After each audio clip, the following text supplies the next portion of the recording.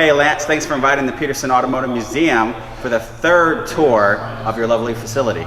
Always welcome. Look forward to showing you around Superformance and our Shelby legendary cars. And today we got something exciting. So for the last couple of years, going back now 6-7 years, we have had to run drift cars or run our Cobras, initially as just Cobras, for Ford out front at SEMA every year. And originally I took a 10 or 12-year-old Superformance that we had as a used car, just put some tires on the Toyo sponsored for us, and we would run and burn it up around the thing. Well, eventually it got us to develop what we call a semi-drift car. And a drift Cobra had not been done before, but this was quite an exciting car. We had a very cool driver for it, the best you could get. We had Danielle Murphy, and she is such a sweetheart. She's an amazing driver. She had won the Irish Drift Queen. She then went on to win the European Drift Queen, and just incredible in the car. And this car was specially built for her.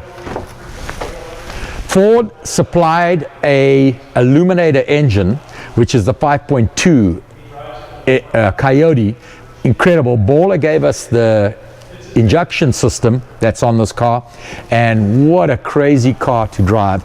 We not much of the original Superformance has changed, except we got more steering angle, and of course we put a locker in and the diff.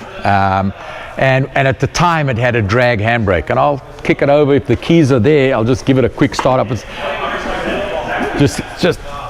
So it hasn't run for a while. It's been in the back. It drives once a year when we run it out at SEMA.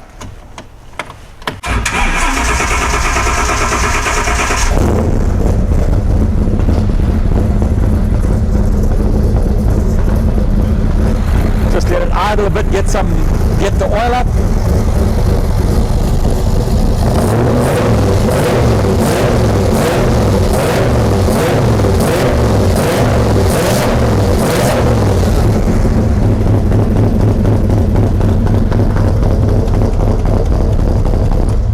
Great, fun car to drive, and there's many videos you can look up on Google and YouTube for Superformance Drift Cobra SEMA, and you'll see a lot more about it.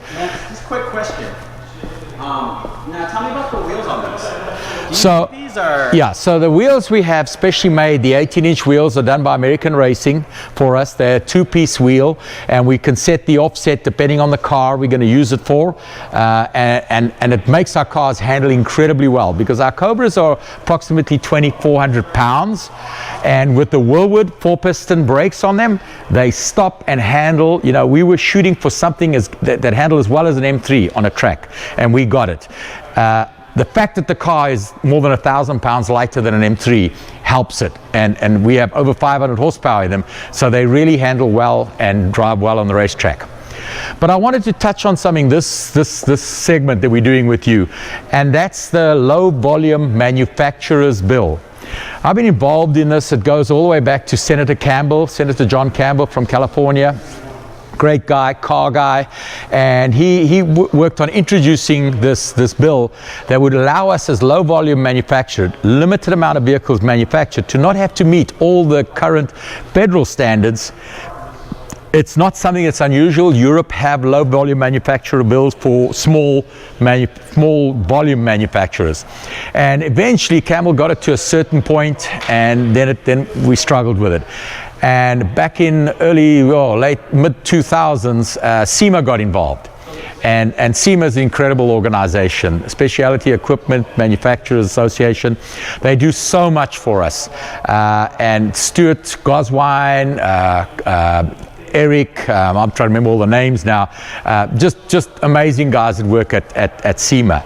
And they got involved, and they got it pushed through to the next level, and it was actually approved and signed in as an act by Obama in the last couple of months of his presidency.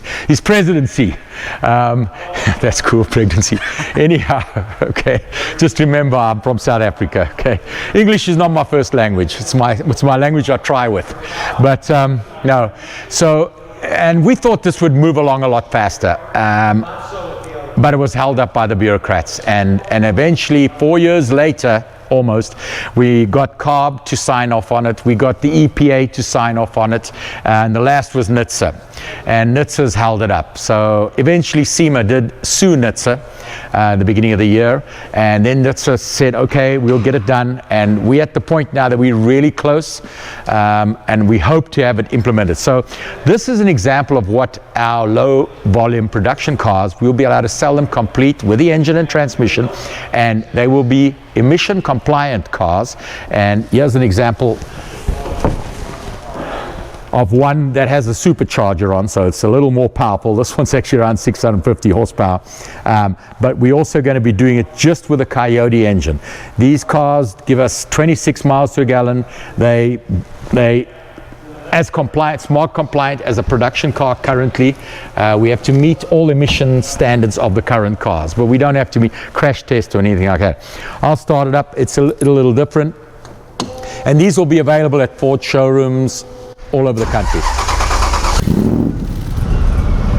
Really nice. You can hear it. Purrs like a kitten, but you've actually got 650 fire-breathing horsepower under this.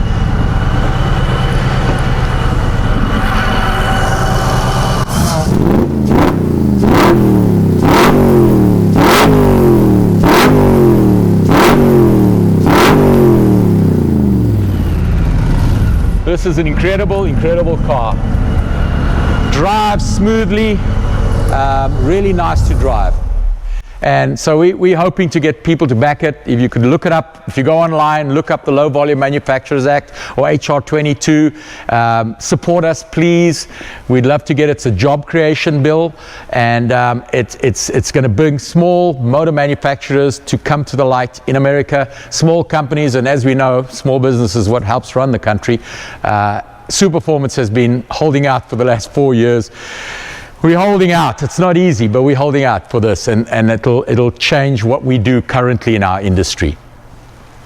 Well, thank you for showing us that. Can you tell me a little bit about Hillbank and Superformance? Okay, so people often ask me that.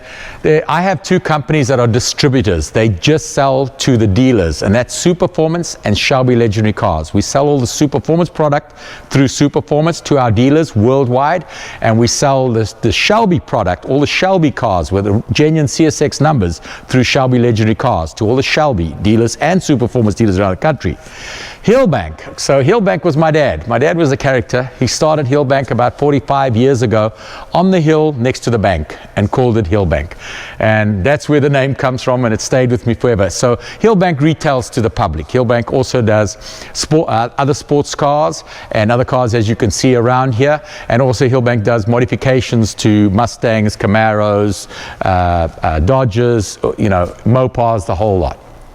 Speaking of other sports cars, I saw a Boss over there. Can we take a look? Oh yeah, that's a crazy car. It's really interesting. We had a customer that bought it at Barrett-Jackson and then went on to tell his wife that he bought the Mustang. Well, she had sent him to Barrett-Jackson to get a Cobra for them. And he decided, his kids got excited, loved this Mustang and bought it. She told him, this is not coming home. You have to have a Cobra or nothing. So he came to me and said, Lance, could I trade this in? And I traded it in from him at Barrett-Jackson. And there's the little Cobra that's going home, by the way, the little silver Roadster. He wanted a Roadster with no side pipes. So this is the Cobra that's going home to him. It'll going, I believe he's in Northern California. No.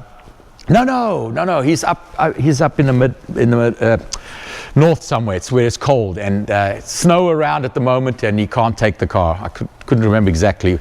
Anyhow, so that's the Mustang he traded. It's a really nice Mustang. Somebody wants a good Mustang. It's a genuine Marty Report Boss 302.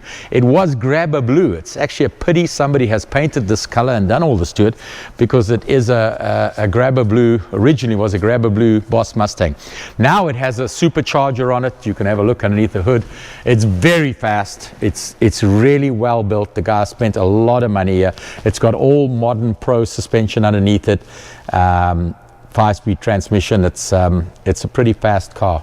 Very, very fast car. Have you taken it out for a spin? Oh yes, no, I've driven this quite a bit. I actually enjoy it. It's a real drive. It's a hard drive. The suspension is very stiff. It's done for, the plan was to possibly run it in the Optima Challenge or something like that. It has a roll bar in it already. It's got a good Detroit locker in the back. It's got all the right stuff. It's very loud and very fast. Alrighty, Lance. Well, thank you for taking the Petersen Automotive Museum on another tour of your beautiful facility. Thanks, Christian. Loved having you guys here. Thank you.